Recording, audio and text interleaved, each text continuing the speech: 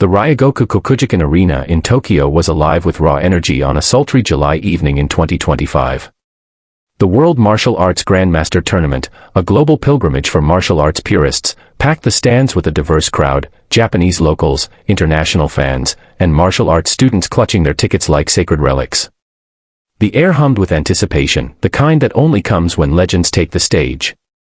At the heart of it all was Grandmaster Taro Yamada, a 42-year-old martial arts titan whose name was synonymous with precision, power, and an almost mythical aura.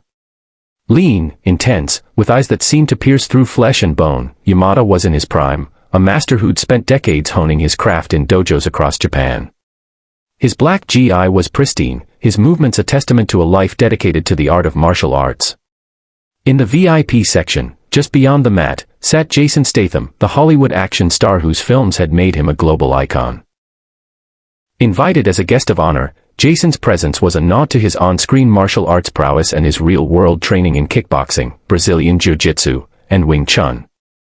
Dressed in a tailored black jacket, he sat with a quiet intensity, his hands resting lightly on his knees, his face unreadable. To most, he was a celebrity curiosity, but to Yamada, he was an affront to the sanctity of the dojo.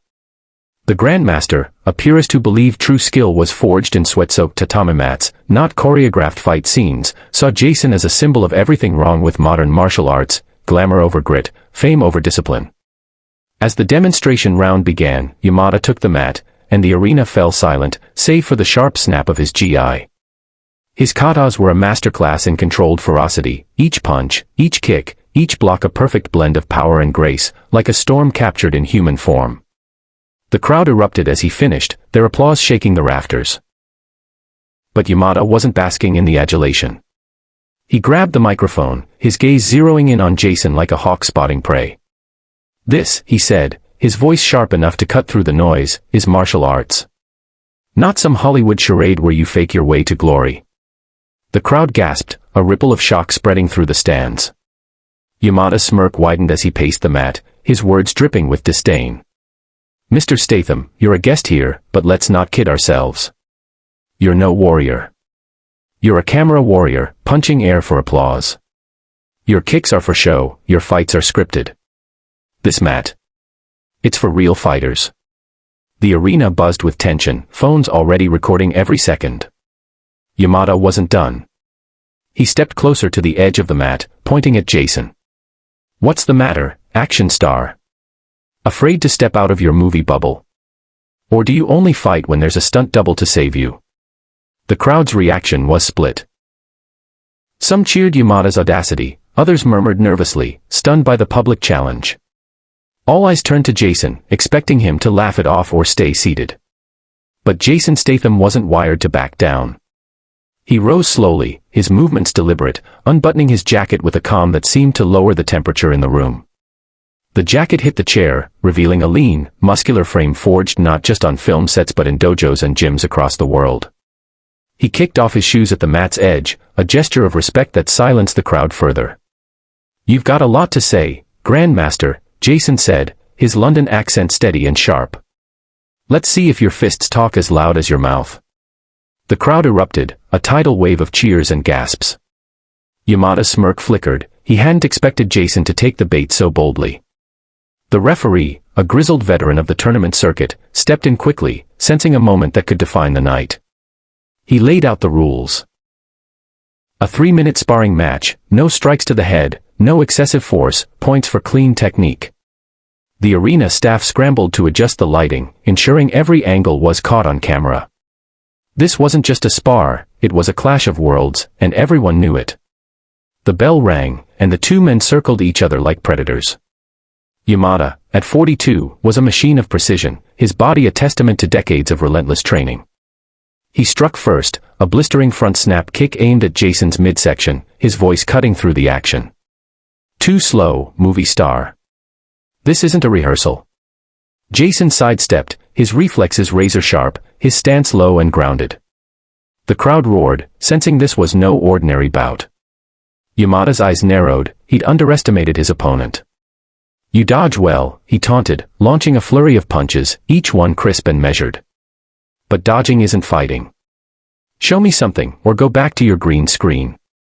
Jason didn't bite at the bait. His training wasn't just for show. He'd sparred with world-class fighters, trained under masters in multiple disciplines, and carried a quiet confidence that came from real sweat and bruises. He parried Yamada's punches, his forearms absorbing the blows with practiced ease. "You're loud, Yamada," Jason said, his voice calm but pointed. "But noise doesn't win fights." He countered with a swift jab, grazing Yamada's shoulder. The Grandmaster grunted, clearly rattled. No one had landed a touch on him in a public spar in years, let alone a man he'd dismissed as a fraud. "Lucky shot," Yamada hissed, his tone venomous. "Let's see you do that again." The match intensified, Yamada's strikes growing fiercer as his pride took a hit. He unleashed a spinning crescent kick, aiming for Jason's ribs, his voice dripping with scorn. "You think you belong here? You're a tourist in my world." But Jason was ready. He ducked under the kick, his footwork fluid, and closed the distance with a low, controlled sweep that caught Yamada's supporting leg.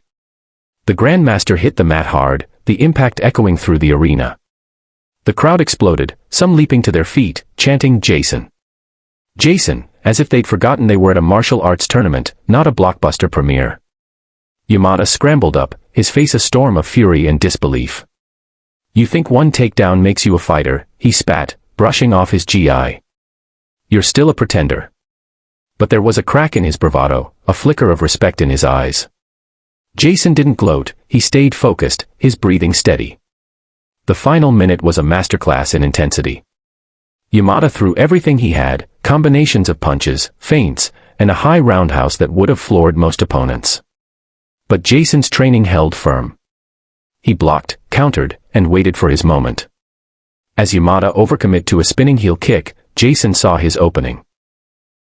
In a flash, he stepped inside Yamada's guard, landing a clean, controlled hook kick to the Grandmaster's side. The strike was textbook, earning a clear point and a roar from the crowd. The bell rang, and the referee didn't hesitate. He raised Jason's hand, declaring him the winner by a narrow but undeniable margin. The arena shook with cheers, the noise deafening. Yamada stood, chest heaving, his eyes locked on Jason. The crowd braced for bitterness, expecting the Grandmaster to storm off or protest. But Yamada surprised them all. He stepped forward, his expression softening, and bowed deeply, a gesture that carried the weight of tradition. "I was wrong, Statham," he said, his voice steady but quieter now, meant for Jason alone. "You're no pretender. You've got the heart of a warrior, and that's worth more than any belt." Jason returned the bow, his face calm but firm. "Respect, Grandmaster. You pushed me to earn it. That's what this mat's about."